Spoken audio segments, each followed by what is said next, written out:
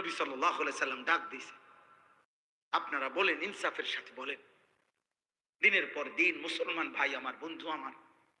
সামান্য কুদ্দুর তরকারি বেচেন, সামান্য কুদ্দুর চাইল বেচেন, সামান্য এক কাপ চা বিক্রি করেন, সামান্য একটা অটো চালান, সামান্য কুদ্দুর দোকানদারি করেন,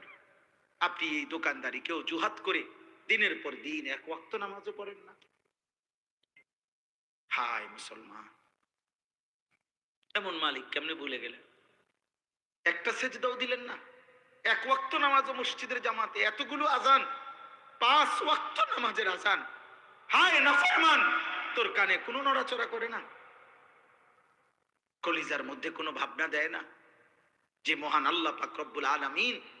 আমার হাতে পায়ের শক্তি দিয়েছেন, উপার্জনের ক্ষমতা দিয়েছেন। কোরআন শরীফে স্পষ্ট আছে, আল্লাহ তাআলা বলেন, প্রতিটা রাত আমি আল্লাহ ভোর বানাই,